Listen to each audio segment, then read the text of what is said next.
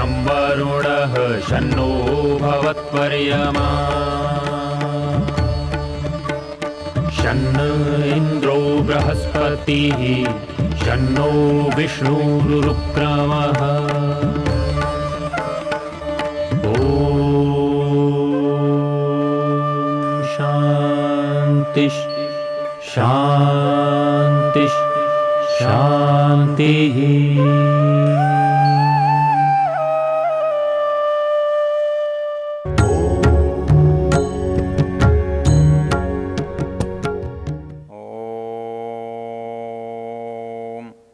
आप इन्द्वाउ भेषजी आपो अमीव चातनी आपः कृष्टास्ते कृण्वन्तु भेषजम् आपो सर्वस्य भेषजी। ओम शांति शांति शांति। ओम। हम इस वेद विज्ञान की चर्चा में ऋग्वेद के दशम मंडल का 137वां सूक्त है, उसकी चर्चा कर रहे हैं। इस चर्चा में आने वाले जो मंत्र हैं उनकी संख्या 7 है और इनका ऋषि सप्तर्षि और इनके देवता का नाम विश्वेदेवा है। जब इस सूक्त पर हम दृष्टिपात करते हैं तो ये सूक्त जीवन के लिए बड़ा उपयोगी है और बड़ा सरल भी है। उपयोगी तो इसलिए कि हमारे जो दैनिक जीवन की आवश्यकता है, प्रतिपल की आवश्यकता है, उसकी ओर इसमें ध्यान दिलाया गया है और सरल भी बहुत है।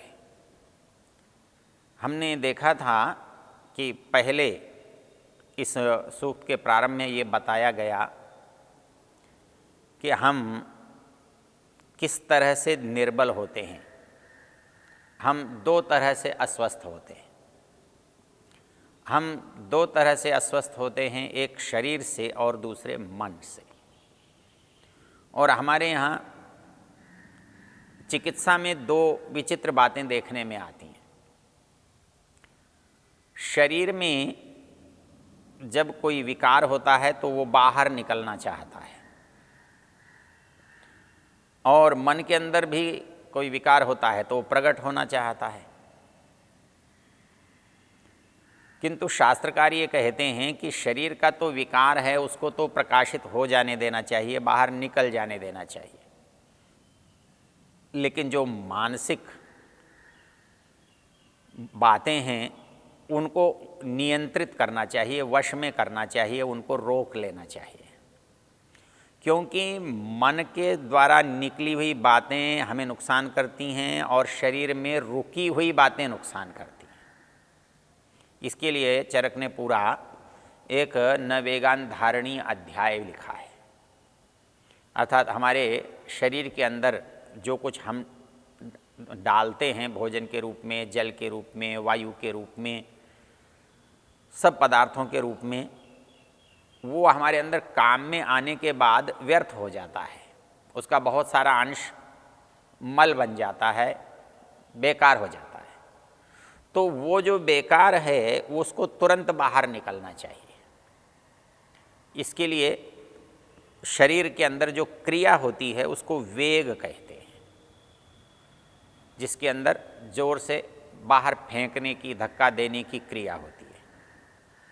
इसके लिए शास्त्र कहता है न वेगान धारये धीमान जातान मूत्रपुरीशयो न रेतसो न वातस्य न छर्ध्या क्षवथोर्न च नोद्गारस्य न जृम्भाया न वेगान क्षुत्पिपासयो वाष्पस्य न निद्राया निश्वासस्य श्रमेण च।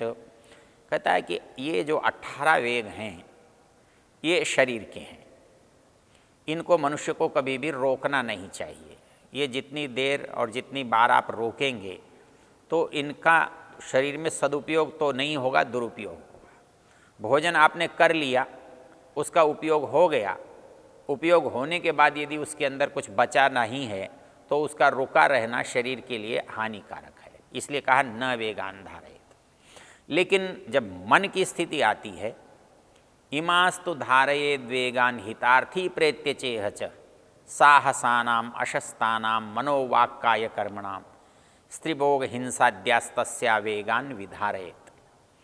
वो कहता है कि भाई जो मानसिक वेग हैं उनके साथ ये बात नहीं है। कहता है कि मानसिक वेग यदि आप बाहर डालेंगे, बाहर निकालेंगे तो आपका नुकसान होगा। तो मानसिक वेग क्या होते हैं? इमांस्तु धारयेद वेगान हितार्थी प्रेत्य चेहच। जो हितार्थी है, हित की कामना करने वाला है, वो चाहे इस संसार में अपना कल्याण चाहता हो और चाहे संसार से परे परलोक में जाकर कल्याण चाहता हो, तो उसको अपने मन पर नियंत्रण करना होगा। तो शरीर के वेगों को रोकना, नियंत्रण करना हानिकारक है और मन के वेगों को रोकना हानिकारक है। मन के वेगों को रोकना चाहिए तो हम हानि से बचेंगे और शरीर के वेगों को रोकेंगे तो हानि में पड़ेंगे। इमास्तु धारयेद वेगान हितार्थी प्रेत्य चेहच। किसका? साहसानाम अशस्तानाम मनोवाक्काय कर्म। कहता है कि मन में आता है, वाणी में आता है, शरीर में होता है। क्या? मनोवाक्काय कर्मणा, मन के, वाणी के, शरीर के कैसे कर्म? स्त्रीभोग हिंसाद्या, तो कठोर वाणी बोलना, क्रोध में वाणी बोलना, चोरी करने की इच्छा करना, दुराचार की भावना मन में लाना। तो यदि ये ऐसे वेग हमारे मन में आते हैं तो कहता है कि इनको रोक देना चाहिए। अपने यहाँ एक नियम है कि अच्छी चीज़ हमारे मन में आ जाए तो उसको तुरंत कर लेना चाहिए। उसके लिए दोबारा यदि आप सोचेंगे कि फिर करेंगे तो हो सकता है दोबारा कभी अवसर ही ना आए, क्योंकि मनुष्य का जो मन है वर्तमान में जैसा विचार कर रहा है, जिस वातावरण में है, अगले ही क्षण उसका मन बदल भी सकता है। आपने सोचा मैं दान करूंगा और किसी कारण से आपने दान नहीं किया, सोचा फिर करूंगा, तो फिर करूंगा जब आप मनुष्य सोचता है तो फिर ये सोचता है कि क्या जल्दी अभी है, फिर देख लेंगे। फिर वो परिस्थिति आती है, नहीं आती है, वैसा मन बनता है, नहीं बनता है, वस्तु दान होने लायक वस्तु या धन हमारे पास होता है या नहीं होता है। इसलिए मनुष्य के लिए कहा गया है कि जैसे ही मन में पुण्य की इच्छा हो, धर्म की इच्छा हो, तुरंत करना चाहिए। और अधर्म की इच्छा आ जाती है तो वो कहते हैं कि उसे रोक देना चाहिए कि कोई बात नहीं, इसको फिर देखेंगे। तो ऐसा करने से मनुष्य धर्म करने का लाभ जल्दी लेता है और अधर्म से बच जाता है। मनु महाराज ने इस बात को एक और तरीके से कहा है। वो कहते हैं धर्म कैसे करना चाहिए, तो वहाँ केवल धर्म की बात नहीं है, वहाँ धर्म के साथ साथ धन और विद्या की भी बात है। तो वो ये कहते हैं कि ये जो तीन बातें हैं, धर्म है, धन है, विद्या है, इसको कैसे काम में लेना चाहिए। तो उन्होंने इसका नियम बनाया है। वो कहता है कि धर्म और धन और विद्या और अर्थ को तो धीरे धीरे अर्जित करना चाहिए। उसमें कोई जल्दी की बात नहीं है, अर्थात पूरे जीवन उसे अर्जित ही करना है। जब अर्जित करते ही रहना है, उस पर कभी विराम ही नहीं आना है, तो फिर जल्दी भी क्या है। तो कहते हैं अजरामरवत प्राज्यों विद्याम अर्थंच साधयेत। मनुष्य क्या सोचता है, पढ़ लिया, अब मुझे क्या करना है। कहता है नहीं, विद्या में कभी भी तृप्ति नहीं होनी चाहिए, कभी भी पूर्णता नहीं आनी भी नहीं चाहिए, आने की सोचनी भी नहीं चाहिए। तो क्या करना चाहिए? अजरामरवत, मनुष्य जैसे सदा कभी ऐसा नहीं होने वाला कि वो कामों से निवृत्त हो जाए, अर्थात ज्ञान कभी ऐसा नहीं होगा कि अब इसकी आवश्यकता न पड़े। और ऐसा नहीं सोचना चाहिए कि मरने के दिन आ गए हैं, अब मैं क्या करूँगा। तो कहते हैं अजर अमरवत प्राज्ञ विद्याम अर्थंच साधयेत। मनुष्य को अजर और अमर रहना है, ये सोच करके, ये मान करके, जैसे कोई अजर अमर जैसा व्यवहार करता है वैसा अपने को स्वीकार करके विद्याम अर्थंच साधयेत, धन और ज्ञान का संचय करना चाहिए। विद्याम अर्थंच साधयेत गृहीत इव केशेषु मृत्युना धर्ममाचरित, अर्थात जब धर्म करना हो तो ये नहीं सोचना चाहिए अभी अपने पास बहुत समय है और जब अवसर होगा तब करेंगे, ऐसा नहीं सोचना चाहिए। गृहीत इव केशेषु, ऐसा समझना चाहिए कि मृत्यु ने बालों को पकड़ रखा है, बस किसी भी क्षण उठा सकती है। तो यदि जब ऐसा करेंगे तब आप धर्म को कर पाएंगे। इसलिए उसमें विकल्प नहीं है, उसमें तत्काल करने की बात है। धर्म करने के लिए मनुष्य कहता है कि धर्म यदि करना हो तो उधार लेकर भी करना पड़े तो कर लेना चाहिए, और अधर्म के लिए अपने पास संचित होने पर भी उसे कम समझकर नहीं करना चाहिए, उसको अपव्यय समझ करके नहीं करना चाहिए, और धर्म को व्यय न मानते हुए भी मानना चाहिए कि ये मेरा काम आने वाला पूंजी बचने वाली है, इसलिए करना चाहिए। तो ये जो हमारी चीज़ें हैं जो सामान्य हैं, इनको हमारे शास्त्रकारों ने हमारे धर्म से, शास्त्र से, हमारी जीवनचर्या से जोड़ दिया है। आप तैत्तिरीयोपनिषद का जो प्रसंग देखेंगे जिसका नाम भृगुवल्ली है, उसमें ये जो है कि एक व्यक्ति के साथ हम कैसा व्यवहार करें, संसार की वस्तुओं का कैसा उपयोग करें, इसका बहुत सरल भाषा में बड़े अच्छे तरह से उल्लेख है। इसके लिए हमारे लिए कहा जाता है कि भाई जब भी हम किसी के साथ रहें तो जल का पात्र, जल का बर्तन हमारे पास सदा ही रहना चाहिए। आप एक कल्पना कीजिए कि हम जब कोई काम करते हैं तो हमारे अंदर कलश यात्रा निकालने की एक प्रथा होती है। जब हम नए घर में जाते हैं तो कलश के साथ घर में जाते हैं। हम किसी स्थान पर जाते हैं तो शास्त्रों के अनुसार जल को पहले रखते हैं। तो उसका उद्देश्य क्या? क्योंकि जल जो है हमारे जीवन की पहली आवश्यकता है। श्वास प्रश्वास हमारी पहली आवश्यकता है, लेकिन वो तो हर समय हमारे साथ चल रहा है। उसको लेने के लिए, संग्रह करने के लिए हमें किसी चीज़ की आवश्यकता नहीं पड़ती। लेकिन बाहर से जिस वस्तु को लेना है और जो वस्तु सर्वत्र प्राप्त नहीं है, वायु तो ऐसी वस्तु है जो सर्वत्र प्राप्त है और जहाँ भी हम जाएंगे हमारे साथ होगी, और उसको लेने के लिए अलग से हमें कोई प्रयास नहीं करना पड़ेगा, कहीं से वो अर्जित नहीं करनी पड़ेगी, इकट्ठी नहीं करनी पड़ेगी, बोनी काटनी नहीं पड़ेगी। लेकिन जल के लिए ऐसा नहीं है। जल तो हमें कहीं न कहीं से संग्रह करना पड़ेगा, उसको लेना पड़ेगा, उपार्जित करना पड़ेगा, लाना पड़ेगा। तो जब हम उस चीज़ को लाएंगे तो लाने वाली वस्तु के लिए तो हमें चिंतन करना पड़ेगा। ठीक उस समय में हम चाहें कि जल मिले, जब मुझे जल की आवश्यकता हो, तो उस समय हो सकता है जल मिले या न मिले।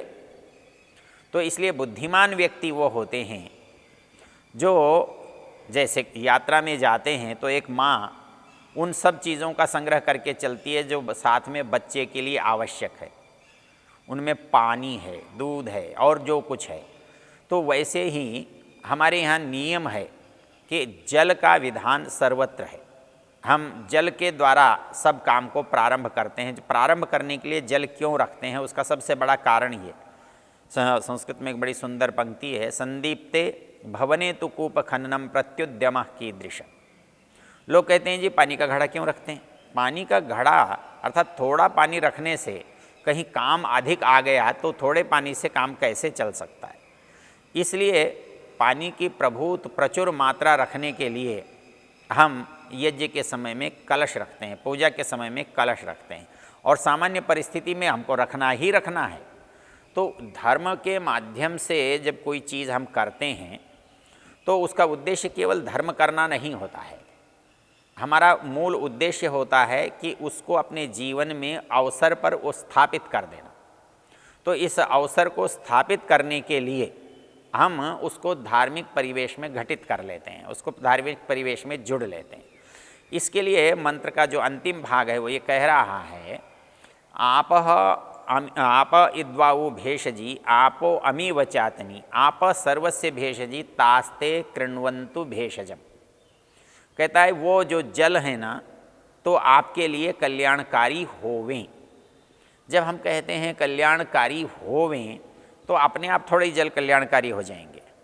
वो कल्याणकारी होने लायक रहेंगे तो कल्याणकारी होंगे। तो कल्याणकारी होने लायक रहें, हमारा बल इन पर है। अर्थात इस मंत्र में जिन जिन वस्तुओं की बातों की चर्चा है वो हमारे जीवन के लिए, शरीर के लिए अत्यंत आवश्यक है, उपयोगी नहीं, अनिवार्य हैं। और उन अनिवार्य वस्तुओं को इस योग्य बनाना है, इस योग्य रखना है, ताकि वो हमारे लिए सदा उपयोगी हो सकें, सदा काम में आने लायक हो सकें। अर्थात अन्न जो है वो सदा ऐसा रहना चाहिए कि जैसे भेषज होता है, जल हमारे साथ ऐसा रहना चाहिए जो सदा भेषज की तुल्य पवित्र हो, शुद्ध हो। और इसी तरह से हमारे प्राण वायु जो है वो पवित्र हो। तो ये बात इन मंत्रों में कही है, और वो इसलिए कहा गया तास्ते कृण्वन्तु भेषजम। हम जल का जब भी उपयोग करें तो वो हमारे लिए औषध के तुल्य काम करे। इस बात को आप समझने के लिए ऐसे समझ सकते हैं, जब आप उपासना में आचमन करते हैं, वो कहता है अमृतः उपस्तरणम, हम जल को वहाँ अमृत कहा है कि ये अमृत है, और इस अमृत के द्वारा हम अपने जीवन को मरने से बचाते हैं। हमने जल को अंजलि में लेकर कहा अमृतः उपस्तरणम असि स्वाहा।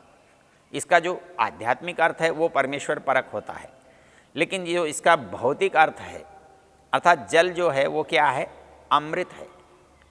वो हमारे अंदर जीवन को नष्ट करने वाले जितने कारण हैं उन सब को दूर करता है।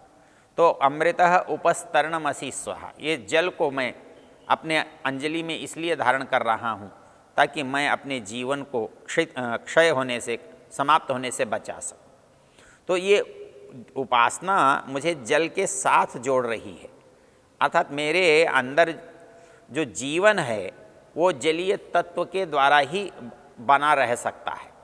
शीतलता, शांति मेरे मन के अंदर तभी आ सकती है जब मैं जल का प्रचुर उपयोग करता हूँ, उसके अंदर जो गुण हैं उनको मेरे शरीर के द्वारा ग्रहण किया जाता हो। इसके लिए मुझे आपः ओम अमृतः उपस्तरणम असि स्वाहा, ओम अमृतः अपिधानम असि स्वाहा। इसमें एक और वैदिक साहित्य में एक रोचक चर्चा आती है कि मनुष्य जब भोजन करता है तो कहते हैं उसके पहले आचमन करना चाहिए और भोजन समाप्त करने के बाद आचमन करना चाहिए। तो जो पहला आचमन है उसका क्या उपयोग होगा, तो कहते हैं उसका उपयोग ये होगा कि जल के ऊपर जो भोजन आएगा उससे भोजन को पाक होने में सहायता मिलेगी। और इसी तरह से जब भोजन हो जाएगा तो उसके बाद जो आचमन करेंगे तो दोनों तरह के जल के बीच में जब भोजन स्थित होगा तो हमारा भोजन अमृतमय होगा। तो अमृतः उपस्तरणमसि, जल मेरा उपस्तरण भी है, नीचे का बिछौना भी है। अमृतः अपिधानमसि, जल मेरा अपिधान, ऊपर का ढक्कन, आवरण, आच्छादन भी है। तो इसी दृष्टि को समझाने के लिए हम उपासना में तो आचमन करते ही करते हैं, हम भोजन में भी इसीलिए आचमन करते हैं। अर्थात पहला आचमन हम भोजन से पहले करते हैं और अंतिम में जब भोजन समाप्त होता है तो फिर आचमन करके उठते हैं। तो इससे हमारे भोजन के अंदर जो जल का महत्व है वो पता लगता है। तो अर्थात उसकी जो मात्रा है वो औषध की है, वो उसकी नहीं है, एक बहुत सारा जल पीने की नहीं है, बल्कि वहाँ आचमन करने की है। तो वो आचमन मेरा क्या करता है, जो भेषज का काम है, औषध का काम है वो करता है। इसलिए मैं भोजन और के साथ जल को इस आचमन की तरह से ग्रहण करता हूँ। वहाँ पर तीसरा जब आचमन करते हैं तो हम कहते हैं सत्यम यश श्रीर्मयी श्री श्रेयताम स्वाहा। अर्थात जल जो है मेरे अंदर ऐश्वर्य को देने वाला है, वो हमारे अंदर के जो सद्भाव रूप सद्गुणों का जो ऐश्वर्य है उसको बढ़ाने वाला है, उसको बनाने वाला है। तो इसके लिए मैं तीसरा आचमन करता हूँ। कई प्रश्न कर लेते हैं कि जी 3 क्यों करते हैं। 3 इसलिए करते हैं, 3 हमारा संपूर्णता का प्रतीक होता है, अर्थात उसको जितना आवश्यक है उतना करना चाहिए। 3 में संपूर्णता आ जाती है, आवश्यकता पूरी हो जाती है, या इससे अधिक भी होती है तो यहाँ पूर्णता ही उसका प्रतीक है, पूर्णता ही उसका अभिप्राय है। तो हमारे जीवन में इस तथ्य को हम इन मंत्रों से समझ सकते हैं। तो आपः इद्वावु भेषजी आपो अमी वचातनी, पहला बताया हमें प्राप्त होना चाहिए, वो दूसरा बताया कि हमारे अंदर से जो बीमारी है, कष्ट है, रोग है, दुख है, मलिनता है, उसको दूर करने वाला होना चाहिए। और वो ऐसी नहीं है, वो सबके लिए है, सदा सब स्थानों पर है। मतलब कुछ औषध तो किसी समय के लिए उपयोगी होते हैं और कुछ किसी समय के लिए उपयोगी होती है। कोई किसी रोग में उपयोगी होते हैं और कोई किसी रोग में उपयोगी होते हैं। लेकिन ये कहता है कि ये समस्त समयों में, सभी बाधाओं में इसका हम उपयोग कर सकते हैं। इसलिए इनको कैसा बनाकर रखना है, तो कहता है आप कृण्वन्तु भेषजम, हम इनको सदा पवित्र बनाकर रखें, इनको शुद्ध बनाकर रखें, जलों को सुरक्षित रखें।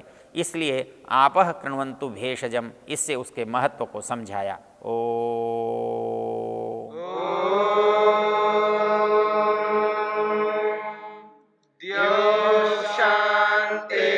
शांतिरंतरिक्षं शांतिर्पृथिवी शांतिरापः शांतिरोषधयः शांतिः वनस्पतयः शांतिर्विश्वे देवा शांतिर्ब्रह्म शांति सर्वं शांति शांतिरेव शांति। क्षमा